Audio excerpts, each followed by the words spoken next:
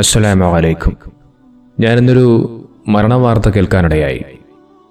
വെറും 24 വയസ്സ് മാത്രം പ്രായമുള്ള അഞ്ചല ഫാത്തിമ എന്ന് പറയുന്ന ഒരു പെൺകുട്ടിയുടെ ഒരു മരണവാർത്തയായിരുന്നു അത്. ആ പെൺകുട്ടിയുടെ മരണവാർത്തയുമായി ബന്ധപ്പെട്ടുകൊണ്ട് ഒരുപാട് ആളുകൾ സമൂഹ മാധ്യമങ്ങളിൽ പോസ്റ്റ് ചെയ്യുന്നുണ്ട്.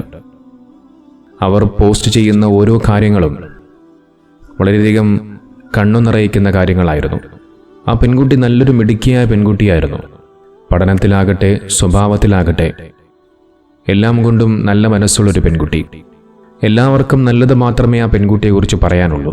ആ പെൺകുട്ടിയുടെ വിയോഗം ആ പെൺകുട്ടിയുമായി ബന്ധപ്പെട്ടുകൊണ്ടുള്ള സഹപ്രവർത്തകർക്കും സ്നേഹിതർക്കും കുടുംബാംഗങ്ങൾക്കുമെല്ലാം എത്രത്തോളം വിഷമം ഉണ്ടാക്കിയെന്നുള്ളത് നമുക്കതിലൂടെ മനസ്സിലാക്കുവാൻ കഴിയും. കോഴിക്കോട് പേരാമ്പ്ര സ്വദേശിയാണ് അഞ്ചല ഫാത്തിമ എന്ന് പറയുന്ന ഒരു പെൺകുട്ടി. ഈ പെൺകുട്ടിക്ക് ഭക്ഷ്യ വിഷബാധ ഏറ്റിരുന്നു. നമ്മളെല്ലാവരും ശ്രദ്ധിക്കേണ്ട ഒരു പ്രധാനപ്പെട്ട ഒരു കാര്യമാണ് ഈ ഭക്ഷ്യവിഷബാധ എന്ന് പറയുന്നത്. വളരെയധികം അപകടം പിടിച്ച ഒന്നാണത്.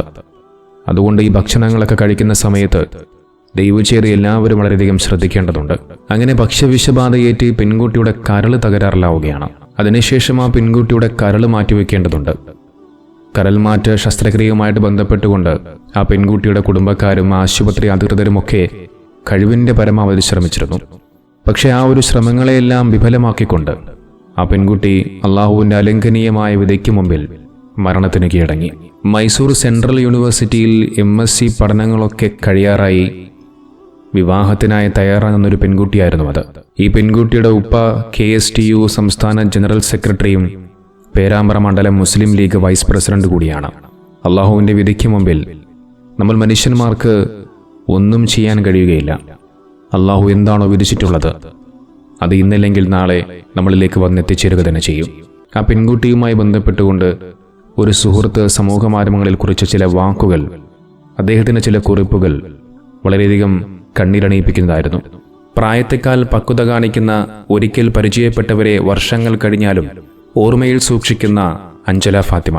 +2 കഴിഞ്ഞ് മൈസൂർ സെൻട്രൽ യൂണിവേഴ്സിറ്റിയിൽ മികവിൻ്റെ സാക്ഷ്യപത്രവുമായി ഇൻ്റഗ്രേറ്റഡ് കോഴ്സിന് MScക്ക് ചേർന്ന് കഴിഞ്ഞ വർഷങ്ങളിലൊക്കെ ഒരു ഉപ്പാക്ക് ആത്മാഭിമാനം തോന്നും വിധം അവളുടെ മുന്നേറ്റം.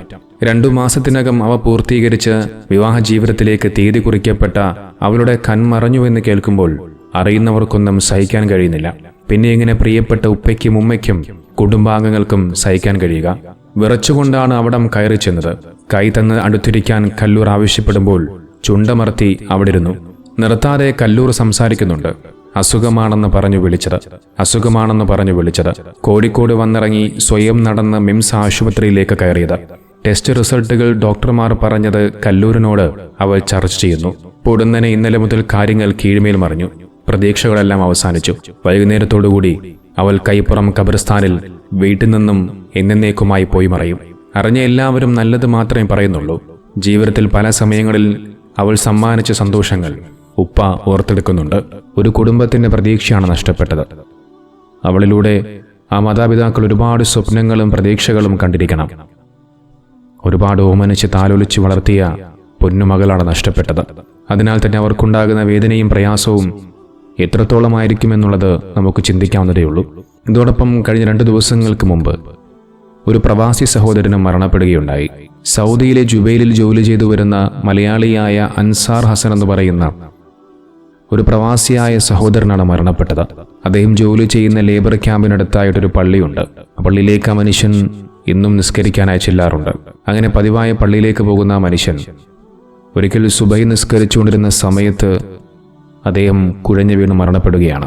ആ മനുഷ്യൻ എത്ര ഭാഗ്യവാനാണ്! നിസ്കാരത്തിനിടയിൽ ഒരു മനുഷ്യൻ മരണപ്പെടുക എന്ന് പറയുന്നത്, അതും അള്ളാഹുവിൻ്റെ ഭവനത്തിൽ വെച്ചുകൊണ്ട് മരണപ്പെടുക എന്ന് പറയുന്നത് തീർച്ചയായും അത് നല്ലൊരു മരണം തന്നെയാണ്. ഒരുപക്ഷെ ആരും കൊതിച്ചു പോകുന്നൊരു മരണം. ഇത്തരത്തിൽ പ്രവാസി സഹോദരങ്ങളെക്കുറിച്ച് പറയുമ്പോൾ അവർക്കിടയിൽ നിരന്തരമായി ഉണ്ടാകുന്ന മരണവാർത്തകൾ അത് വല്ലാതെ വേദനിപ്പിക്കാറുണ്ട്.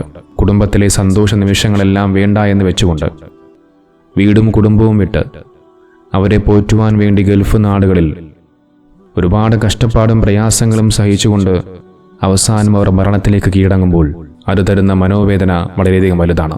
ഏറ്റവും കൂടുതലും ഹൃദയാഘാതം മൂലമാണ് പ്രവാസി സഹോദരങ്ങൾ മരണപ്പെടുന്നത്. അല്ലാഹു സുബ്ഹാനഹു വ തആല പ്രവാസി സഹോദരങ്ങൾക്ക് ദീർഘായുസ്സും ആരോഗ്യവും ആഫിയത്തും നൽകി അനുഗ്രഹിക്കുമാറാകട്ടെ. ഇതോടൊപ്പം അവസാനമായ ഒരു കാര്യം കൂടി പറഞ്ഞു പോകാം. നമുക്കെല്ലാവർക്കും അറിയാം, മണാലിയിൽ ചെന്ന നഫീസ എന്ന് പറഞ്ഞൊരു ഉമ്മയെക്കുറിച്ച് ഒരു സക്കാഫി നടത്തിയ ഒരു പ്രഭാഷണത്തിൻ്റെ ചില ഭാഗങ്ങൾ സമൂഹ മാധ്യമങ്ങളിൽ മാത്രമല്ല വാർത്താമാധ്യമങ്ങളിലെങ്ങും വലിയ രീതിയിൽ ചർച്ചയായിരുന്നു. എൻ്റേതായ ഒരു കാഴ്ചപ്പാടിൽ അതിൽ തെറ്റും ശരിയും മനസ്സിലാക്കി എൻ്റേതായ ഒരു അഭിപ്രായത്തിൽ ഞാനും ആ ഒരു കാര്യത്തിൽ പ്രതികരിച്ചിരുന്നു. ഏതൊരു മതപണ്ഡിതന്മാർക്കും അവരുടെ മതകാര്യങ്ങൾ പറയാനുള്ള അവകാശമുണ്ട്, അധികാരമുണ്ട്. പക്ഷേ ഇതിൽ അദ്ദേഹം ആ ഒരു പറഞ്ഞ ശൈലി അല്ലെങ്കിൽ പറഞ്ഞ രീതി അതൊരിക്കലും യോജിക്കാൻ കഴിയില്ല എന്നുള്ളത് ഞാൻ എൻ്റെ അഭിപ്രായത്തിൽ വ്യക്തമായി പറഞ്ഞിരുന്നു. മാത്രവുമല്ല, മറ്റൊരു കാര്യം കൂടി വ്യക്തമാക്കിയിരുന്നു. ഏതെങ്കിലും ഒരു മുസ്ലിമായ വ്യക്തിയോ അല്ലെങ്കിൽ ഏതെങ്കിലും ഒരു ഉസ്താദുമാരോ എന്തെങ്കിലുമൊക്കെ പറഞ്ഞു കഴിഞ്ഞാൽ അതിനെ വലിച്ചു നീട്ടി കഴിവിൻ്റെ പരമാവധി എത്രത്തോളം മുസ്ലിമീങ്ങളെയും ഉസ്താദുമാരെയും മോശക്കാരാക്കാൻ കഴിയുമോ അത്രത്തോളം ആ ഒരു പ്രസ്താവനയെ സമൂഹ മാധ്യമങ്ങളിലൂടെ നിരന്തരമായി കാര്യങ്ങൾ ചർച്ച ചെയ്യപ്പെടുക എന്നുള്ളത് നമ്മുടെ കേരളത്തിലെ മാധ്യമങ്ങൾക്കും ചില ഇസ്ലാമിക വിരുദ്ധർക്കും അത് വലിയ ഒരു താല്പര്യമുള്ള കാര്യമാണ്. ബാക്കി ഇവിടെ എന്തു നടന്നാലും അവർക്ക് കാണേണ്ടതില്ല, അതിനെക്കുറിച്ച് ചർച്ചകളൊന്നും കാണില്ല. ഇതിനു മുമ്പ് മോഹൻ ഭാഗവത് എന്ന് പറയുന്ന RSSന്റെ ഒരു നേതാവ് ഒരു പ്രസ്താവന നടത്തിയിരുന്നു. ഈ ഉസ്താദിൻ്റെ ഒരു വിഷയവുമായി ബന്ധപ്പെട്ടുകൊണ്ട് ആ ഒരു പ്രസ്താവനയും ഇപ്പോൾ സമൂഹ മാധ്യമങ്ങളിൽ വീണ്ടും ചർച്ച ചെയ്യപ്പെടുകയാണ്.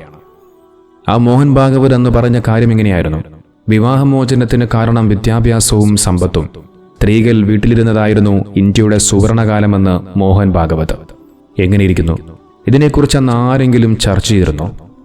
ഇത്തരത്തിൽ നിരന്തരമായി മനോരമ ന്യൂസും മറ്റു മറുനാടൻ മലയാളിയും അടക്കമുള്ള ഇസ്ലാമിക വിരുദ്ധ മാധ്യമങ്ങൾ ചെയ്യുന്ന രീതിയിൽ ഈ ഒരു കാര്യത്തെ വീണ്ടും ചർച്ച ചെയ്ത് അന്ന് ആരെങ്കിലും ഈ ഒരു വിഷയത്തിൽ പ്രതികരിച്ചിരുന്നോ?